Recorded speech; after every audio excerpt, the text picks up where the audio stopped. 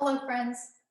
I wanted to create a short practice to help remind all the LifeFit students of their summer yoga homework. I will present this from a seated position and then in another post from a standing position. Let's begin.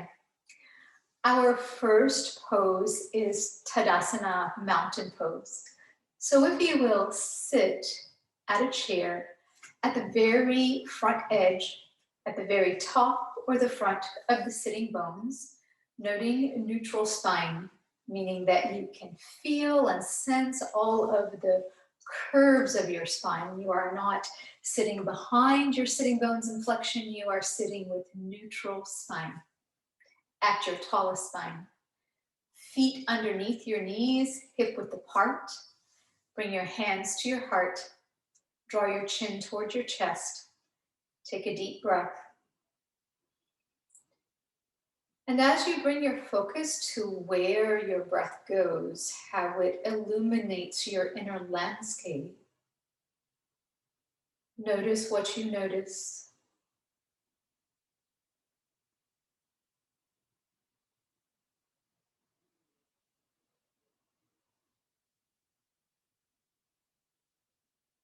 Notice the grounding aspect of coming to a one-pointed focus.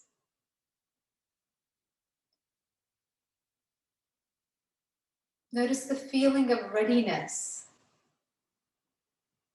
Give your practice an intention.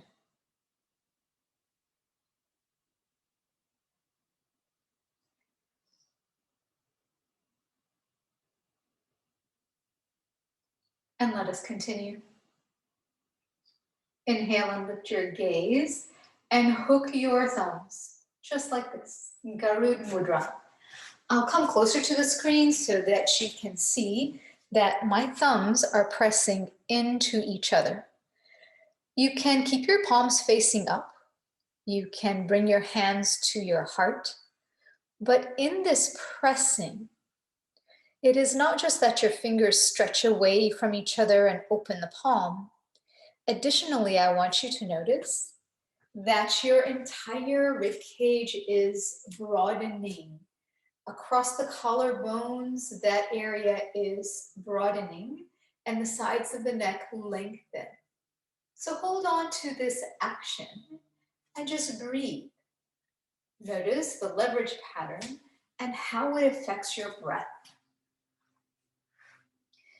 As you remind your body, as this becomes more familiar, then I want you to notice the nuances and what you can ask that is more. Take the time, draw the elbows back, come into it with the other thumb hooked in front or on top, however you want to think about it. And as we notice again this broadening expansion, I want you to imagine that your collarbones could smile and that broadening travels all the way through to the pit of the abdomen. Therefore, this expansion deep in the shoulder girdle. Notice how it invites your legs to stay engaged with the surfaces below as you stay at your tallest spine. And just breathe. You're welcome to build time here in this light set of actions. It's a little bit more comprehensive. It is more than just this stretch of the hands, this beautiful mudra that gives us a sense of lift. Next, we're going to practice revolved side angle pose. And we will try it this way. If you will, turn so that you are sideways to the back of the chair. The leg on the outside can travel back. That means I have to scoot slightly over so that I only have one sitting bone in the chair. Additionally, I want to slide back so that the entire thigh is supported. And this chair happens to be just right for me. I get to come to almost a 90-degree angle for the front leg. There are many options for the back leg. We can have it underneath us just this way, which means the sole of the foot and the ankle they have to work a little bit more. The inner knee reaches down, it's an inward coil. If that is too much, then you can back off and take the leg slightly to the side, turning the foot well forward, and knowing that we are going to rotate toward the bent knee, toward the outside of the front leg. Another option, if you want to do a little bit more hip opening, is to take that leg well back, which means that your lower back has to be willing to take on this great hip flexor stretch, and I realize that is not for everyone. If you want to try it and it seems a little cumbersome, you can make this kinder on your lower back by adding a lift, a blanket underneath the thigh in the chair, and the back bend will be a little bit less. So take your time and make it what is right for you today. Let's continue. So keep your place. I'm going to join you from the other side. So you are sitting with one thigh supported and your option for that back leg. You can take the hands together and slide them to the outer knee and just resist. Outer hand to the outer knee. You can add a little bit of a fold sliding down. You can decide to use the back of the chair in any way that the size of the chair back or the length of it relative to you provides you an adequate leverage. I'm using my top hand to push down and to pull towards me so that I can rotate the rib cage. I'm using the back leg to push into the floor no matter where it is so I can lengthen the spine. And I'm using my bottom hand to push into the side of the chair. These are all possible ways. You will keep finding more opportunities to add variety while you build familiarity in this pose. You can back off and you can do more. Very nice. Let's do the other side. If instead you wanted to use the chair from standing, so while we do the second side, I'll show another variation. You can use the chair from a standing position.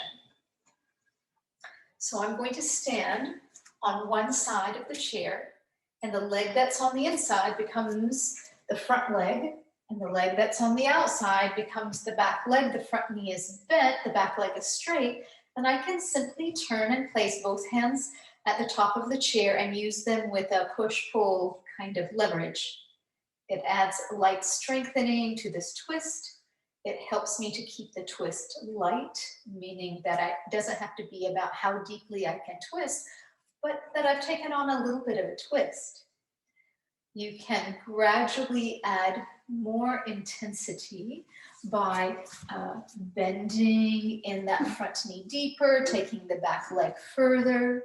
Some of you will find that you're inclined to a deeper fold and you can use the seat of the chair. That gives you stability and it just gives you a variety of angles to strengthen your body. It gives you the reassurance of the chair as you use a transition coming to then the other side. So these were two different ways to do revolved side angle pose with the chair. The last part of our summer homework is a pigeon style movement. So again, I'm going to show you from the chair. As you sit at the front of the chair, I want us to review a kind, easy way and then graduate to a little bit more of a requirement as far as range of movement in this pigeon style pose. I'm going to use a block. If you need a kinder way to take on this external rotation, you can use a tall block or a prop you might have at home and place the outer edge of the foot coming into this external rotation. Without forcing anything, use your hand against the inner knee and resist. Even though I could go further, I am meeting my leg where I arrive naturally, strengthening where I have a starting place. And over time that will change as you strengthen this external pattern. Perhaps the hip might be more willing to a greater mobility, and you will meet your practice where you are on any given day. You'll meet yourself in your practice. Next, we can allow the other side to catch up. We can build time. We recommend that beginners stay 20 to 40 seconds, which means that over time with practice, you will become more comfortable, maybe building up to a minute in each repetition of the pose. But if you are able to comfortably go a little bit further, then I'm asking you to consider ankle at the knee. The foot is flexed. We have a deeper external rotation, and we have this, again, a choice of isometric strengthening. We can instead take on some massage. I can work from my inner hip to my outer knee, both hands providing this almost heavy-handed kind of massage, because these quadricep and hamstring muscles, that outer line of the leg, that IT band, they can all tolerate this. And we can help those muscles along, that they will understand in the future we are asking them to do more in this range of movement. This will really help minimize tightness along the outer line all the way through to the piriformis. It will help to minimize sciatic tendencies and lower back and gait issues and more. Let's allow the other side to catch up. Same idea. This gradual process of asking for more, keeping the foot in a dorsiflex, that means toes back towards you. And whether you choose to have a resistance, light, constant action, or to have this massaging effect that lends toward the same end, up to you on any given day. These are all safe things, by the way, to practice on a daily basis. Notice how the bottom foot is anchored, meaning you're not just resting on it, you're pushing into the floor, and this translates to sitting with a little bit more length in your spine. Very good. There's always the opportunity to ask for more. So if your body is willing to a little bit more range of movement, then you can put the block or another prop under your foot and do exactly that. So I'm going to go back to this isometric pushing action. I could take my other hand and reach through and catch the outer edge of the foot and draw it up and in and have this light balance. I am not pushing with intensity, and I have a little bit more sensation along that outer line. It helps me to use that anchoring foot with a little bit more push, and it helps me to sit a little taller yet. Very nice. Let's do the other side. So as you take it on, as you make your adjustments, you will notice that one side is a little bit more willing than the other. And how you can use your practice is to decide where you need to spend a little bit more time.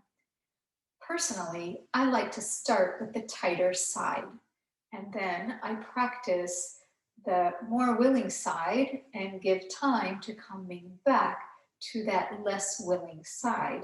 And it does help. It makes a big difference. I come to the repetition and there's a little bit more ease or a little bit more give, and it becomes motivation in itself. Very nice. Before we go, as you are learning more about your practice and options for practice, here is yet another way to add variety to this pigeon style movement. So you could come into this figure 4 alignment and decide to help your spine along in this lengthening, in this lifting of the rib cage, and then come into a little bit of a fold. That in itself is in place of lifting the bottom leg and taking on this greater external rotation because of the lift of the lower leg. What I'm doing, in fact, is substituting. So when I am here, I get to that same sensation of that greater set of stretches of that outer line. And I don't want to back off. I want to really lift the ribs away. So now you have many tools and many ways to add variety and maximize on the sense of fun in your summer homework. Enjoy your practice. Namaste.